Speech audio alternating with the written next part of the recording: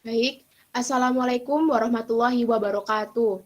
Selamat siang, Ibu Vindi, selaku dosen pengampu mata kuliah Kimia Umum yang saya hormati, dan teman-teman sekalian kelas PBA 2021 yang saya cintai. Puji syukur kehadirat Allah Subhanahu wa Ta'ala atas berkat dan karunia-Nya, kita bisa mengikuti perkuliahan kimia umum dengan mempresentasikan hasil kerja kita. Pada kesempatan kali ini, tidak lupa sholawat serta salam tetap tercurahkan kepada Baginda Muhammad SAW. Di sini kami dari kelompok 3 akan memaparkan materi mengenai green chemistry. Nah, di sini ada anggota kelompok 3. Yang pertama yaitu ada Firdia Anissa Cahyaning dengan NIM akhir 002. Yang selanjutnya yaitu ada Dewi Sekarningrum dengan NIM akhir 005. Dan selanjutnya yaitu saya sendiri, Saifani Kartika Aji dengan NIM akhir 013, dan teman saya yaitu Aulia Ramasita dengan NIM akhir 019. Baik, selanjutnya langsung saja untuk pemateri pertama, waktu dan tempat saya persilahkan. Baik, yang pertama yaitu mengenal green chemistry. Green chemistry atau kimia hijau merupakan bidang kimia yang berfokus pada pencegahan polusi.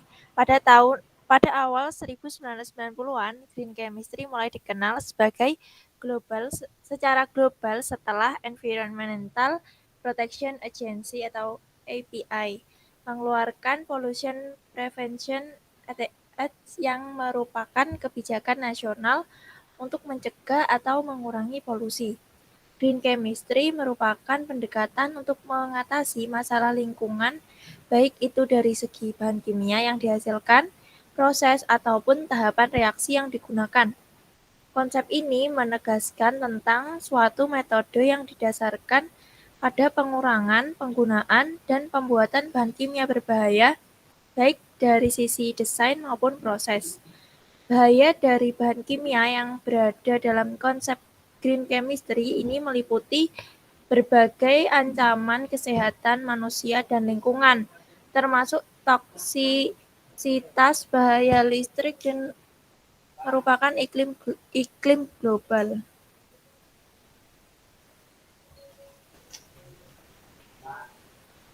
Untuk analisis pemecahan masalah berdasarkan green chemistry, yang pertama yaitu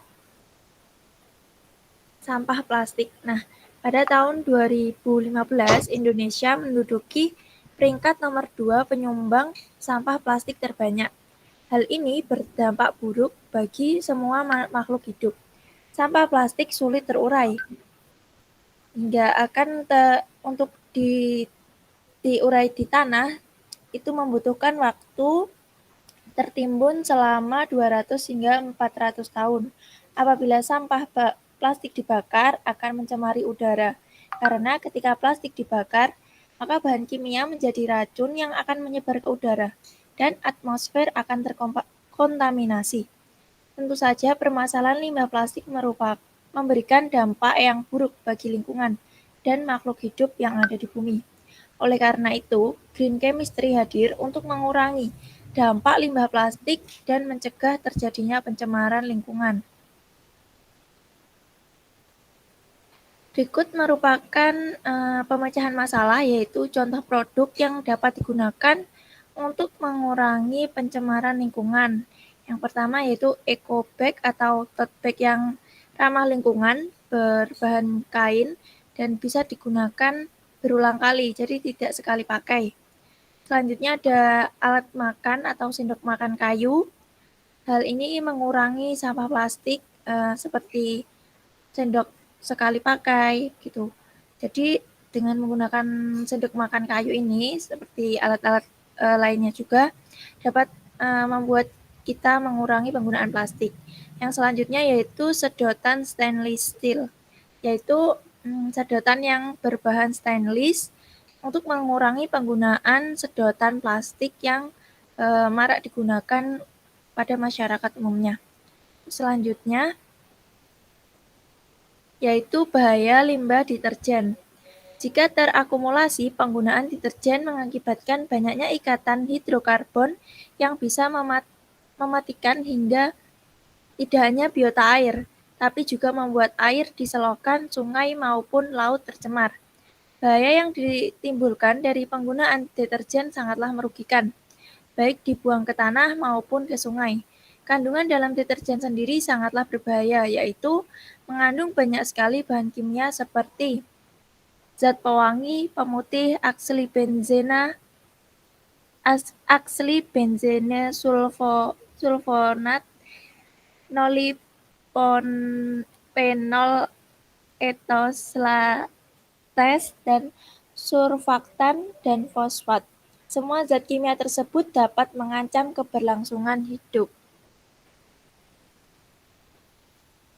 Untuk cara mengurangi pencemaran lingkungan akibat deterjen, itu kita bisa menggunakan bahan alami untuk mengganti penggunaan deterjen tersebut, yaitu dengan menggunakan bahan alami seperti sabun buah lera. Nah, karena lera ini merupakan bahan yang memiliki 100% alami dan biodegradable antimikroba, aman untuk membersihkan dan hipoalergenik dan cukup lembut untuk digunakan pada kulit sensitif. Pada biji lera ini mengandung saponin. Nah, saponin inilah yang menghasilkan busa dan berfungsi sebagai bahan pencuci, dapat pula dimanfaatkan sebagai pembersih di berbagai peralatan dapur. Selain itu, untuk pembersih pakaian sehari-hari, baik kain batik, lantai, bahkan untuk memandikan hewan peliharaan. Untuk selanjutnya akan disampaikan oleh teman saya. Baik, terima kasih. Selanjutnya yaitu makanan kemasan plastik. Makanan yang biasa kita beli banyak sekali yang menggunakan kemasan plastik. Kita ambil contoh di sini yaitu makanan bakso di pedagang kaki lima. Semua kebanyakan menggunakan kemasan plastik. Makanan yang dibungkus menggunakan plastik ketika masih panas bisa mengganggu kesehatan. Bahkan lebih parahnya bisa meningkatkan resiko kanker. Dilansir dari halaman Halodoc, plastik dengan kandungan BPA atau bisphenol A diyakini dapat menyebabkan gangguan kesehatan seperti penurunan kesuburan. Ada lagi PS atau polisitren yang bersifat karsinogenik dan memicu kanker, atau PVC yaitu polivinil klorida yang tidak kalah berbahaya bagi kesehatan.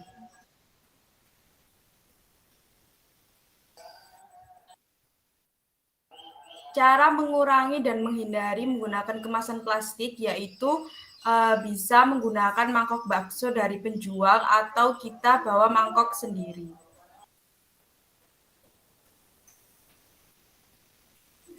Selanjutnya, belanja menggunakan kantong plastik. Banyak sekali kita jumpai di minimarket atau supermarket masih menggunakan kantong plastik untuk barang belanjaan. Padahal jenis sampah kantong kresek tersebut membutuhkan waktu puluhan hingga ratusan tahun untuk terdekomposisi secara alamiah. Mirisnya, 14,2% diantaranya merupakan sampah plastik yang sulit didaur ulang. Karena itu, pemerintah menghimbau baik pembeli dan penjual untuk sama-sama mengurangi penggunaan plastik sekali pakai. Sebagai gantinya, kita bisa membawa kantong belanja dari rumah yang bisa digunakan untuk beberapa kali. Kantong belanja ramah lingkungan ini bisa saja terbuat dari kertas atau kain yang lebih tahan lama.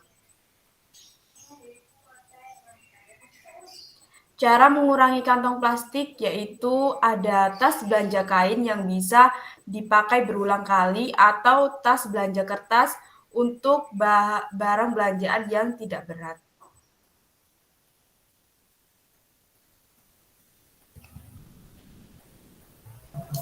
Selanjutnya yaitu styrofoam. Pada saat ini banyak masyarakat yang menggunakan styrofoam sebagai wadah makanan. Styrofoam juga berbahaya bagi kesehatan tubuh karena styrofoam terbuat dari stirin dan benzena. Benzena dapat menimbulkan masalah pada kelenjar tiroid, mengganggu kinerja sistem saraf sehingga menyebabkan kelelahan, mempercepat detak jantung, sulit tidur, badan menjadi gemetar, dan menjadi mudah gelisah. Masalah yang terjadi pada gambar yaitu pembuangan styrofoam secara sembarangan, yaitu dibuang di sungai. Styrofoam memiliki kandungan mikroplastik yang mana jika styrofoam dibuang begitu saja ke perairan seperti sungai, danau, ataupun laut, styrofoam akan pecah menjadi butiran tidak kasat mata yang dinamakan mikroplastik dan akan mencemari air. Hal tersebut menyebabkan kematian satwa air dan pencemaran lingkungan. Styrofoam sebenarnya dapat didaur ulang, namun proses pendauran ulang styrofoam masih tetap menghasilkan 57 senyawa yang masih berbahaya bagi lingkungan. Next. Karena styrofoam sangat berbahaya, alangkah baiknya penggunaan styrofoam diganti dengan styrofoam yang lebih eco-friendly, seperti styrofoam pelepah pinang, Degesbox merupakan styrofoam eco-friendly yang terbuat dari serat tebu dan kardus yang lebih mudah untuk didaur ulang.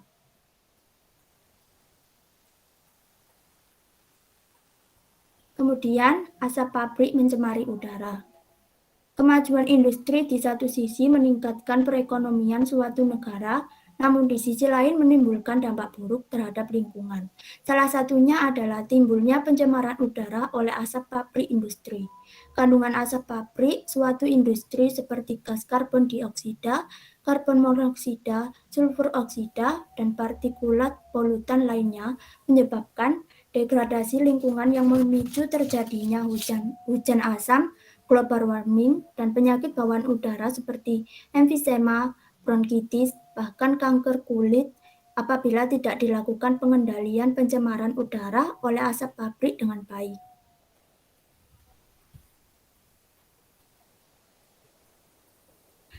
Adapun cara mengatasi polusi udara dari asap pabrik, seperti menggunakan filter udara.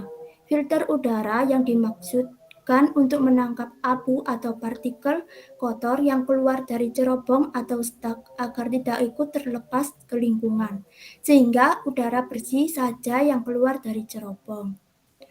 Untuk cara yang sederhana dan dapat dilakukan oleh masyarakat, yaitu Go Green, merupakan kegiatan penghijauan kembali atau merupakan kegiatan yang dapat membantu dalam mengurangi polusi udara yang disebabkan oleh asap pabrik, kendaraan, rokok, dan lain-lain.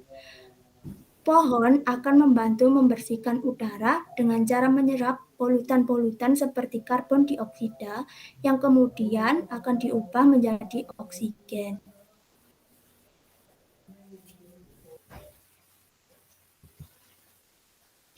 Baik, selanjutnya yaitu membeli minuman menggunakan wadah dan sedotan plastik. Nah, saat ini banyak dari kita yang sering membeli minuman dengan menggunakan wadah plastik, baik dari kalangan anak kecil hingga orang dewasa. Nah, jika penggunaan wadah minuman ini sering digunakan, tentunya akan menambah sampah plastik yang ada di Indonesia. Nah, penggunaan wadah plastik ini akan berdampak buruk baik dari segi kesehatan, lingkungan, dan juga kebersihan. Dari segi kesehatan, wadah plastik itu berbahaya karena dari sebuah penelitian menyebutkan bahwa 93% dari botol plastik dari seluruh dunia mengandung sintetis polimer mikroplastik partikel. Selain itu, wadah plastik itu juga mengandung arsenik dan zat kimia berbahaya lainnya. Apalagi jika kita membeli minuman dengan suhu yang hangat atau panas. Hal ini bisa membuat zat kimia berbahaya dari plastik botol wadah plastik tersebut tercampur dengan minuman yang ada di dalam tempat atau wadah botol plastik tersebut. Seperti itu. Dari segi lingkungan, sampah plastik juga berdampak buruk karena bisa menumpuk dan menyebabkan masalah lingkungan seperti penyebabkan banjir, susah terurai pada tanah, dan jika dibakar juga bisa menyebabkan polusi udara. Jika dari segi kebersihan, jika plastik ini banyak digunakan dan dibuang secara sembarangan, akan menumpuk dan menyebabkan masalah kebersihan pada lingkungan sekitar kita. Nah, adapun cara mengurangi atau mengatasi masalah wadah minuman plastik tersebut. Yang pertama yaitu menggunakan botol minum tumbler. Jadi semisal kita mau beli es gitu di pedagang kecil gitu, kita bisa menggunakan botol minum tumbler, jadi lebih ramah lingkungan seperti itu. Lalu untuk selanjutnya yaitu ada sedotan stainless steel.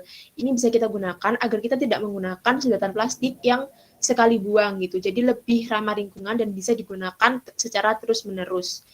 Selanjutnya mungkin kita juga bisa menggunakan gelas minum. Jika ada pedagang es yang lewat di depan rumah, kita bisa menggunakan gelas minum dari rumah kita sendiri, seperti itu. Selanjutnya yaitu ada penggunaan AC pada setiap rumah di perkotaan. Sebagian besar wilayah Indonesia memiliki suhu udara dan kelembapan yang relatif tinggi, yaitu di atas 30 derajat Celcius. Dan kelembapan udara juga sangat tinggi, yaitu sekitar 80%.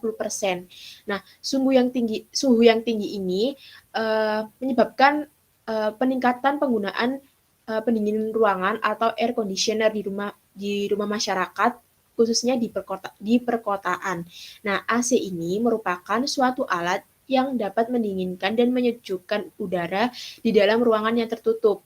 Pada ruangan yang menggunakan AC sebagai pendingin berakibat pada meningkatnya suhu di luar ruangan. Jadi di dalam ruangan itu kan kita menggunakan AC pastinya dingin.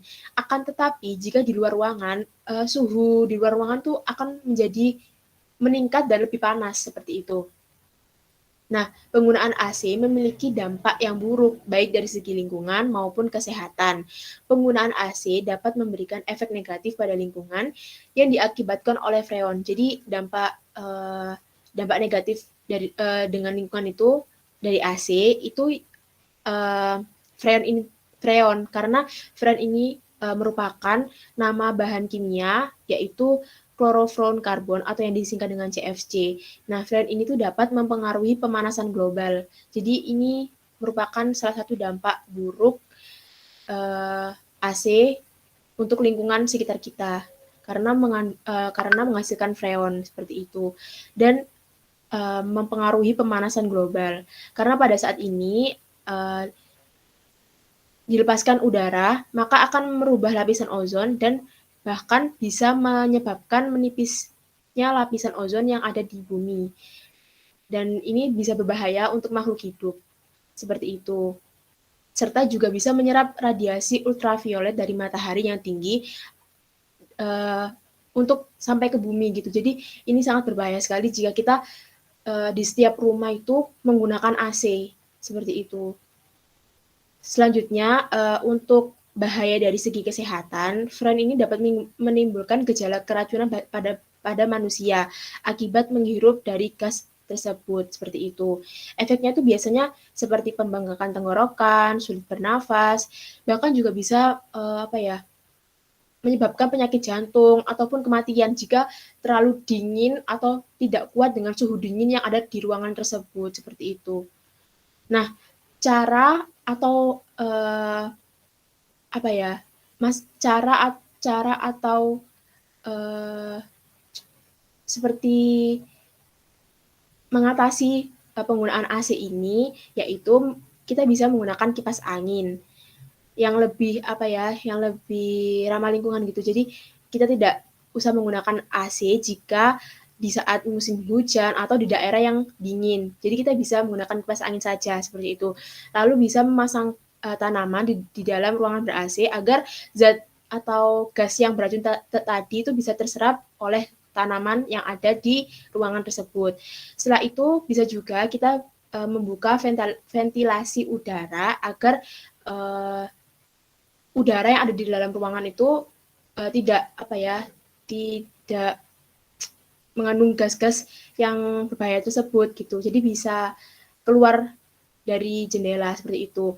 Selain itu juga bisa menjadwal penggunaan AC dalam beberapa jam. Jadi semisal kita menggunakan AC pada malam hari hingga pagi hari. Nah, setelah itu kita bisa mematikan penggunaan AC tersebut seperti itu. Baik, selanjutnya yaitu ada daftar pustaka. Bisa dilihat daftar pustaka dari kelompok kami untuk memaparkan materi Green Chemistry ini. Nah, sekian, terima kasih atas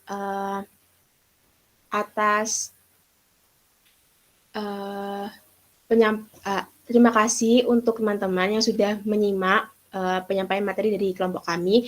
Mohon maaf jika ada salah kata. Wabillahi taufiq wal hidayah. Wassalamualaikum warahmatullahi wabarakatuh.